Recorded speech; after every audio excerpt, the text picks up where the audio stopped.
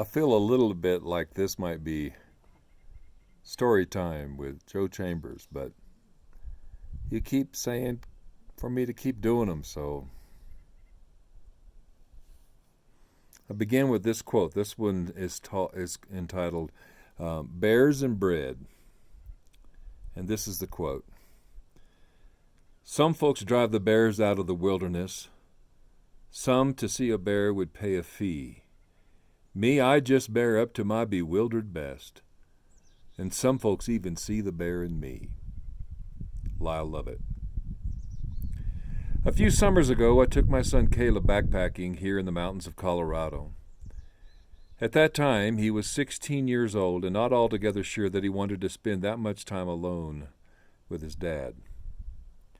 But I knew that in the culture of our family, it was important that he and I have some alone time in the wild. Almost none of our goals were realized in terms of our destinations. The snowpack was too deep to get to the alpine lakes and the caves that we wanted to explore.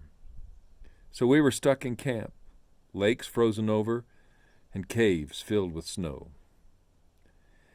Our conversation was truncated and awkward. I wanted this experience to bond us together, but it was tortuous. We don't share the same taste in music, reading, current events, or much of anything else. Wait, that's not true. We both love the same woman, his mom. How do I connect with this guy? One evening we were sitting on a log and finishing up supper when Caleb said in a very low whisper, "Dad, look!" And I looked up, and about 30 yards away was a large cinnamon-colored bear walking through our meadow.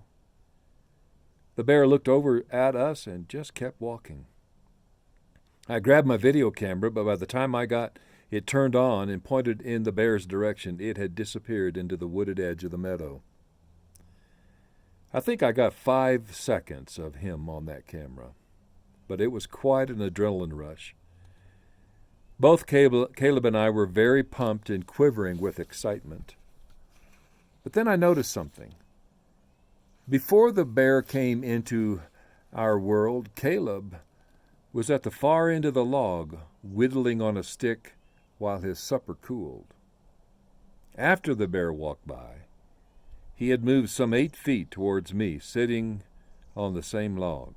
In fact, he sat beside me on that log the rest of the night. He had been sulking a bit before the bear came. He was missing his girlfriend, his mother, his Xbox, and his bed.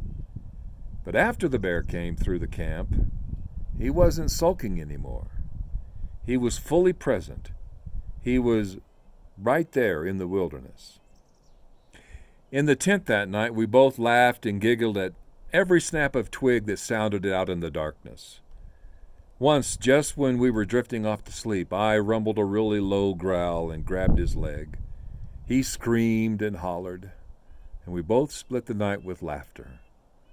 Later, he tried the same trick on me, and I screamed like Yogi and Boo Boo were pulling me out of the tent, and he just laughed and laughed.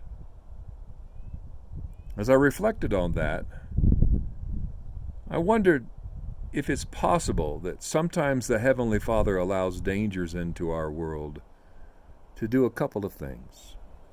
One, to draw us closer to Him on the log. And two, to cause us to be fully present where we are. That might be why Jesus instructed us to pray, "Give us this day our daily bread," instead of our monthly bread.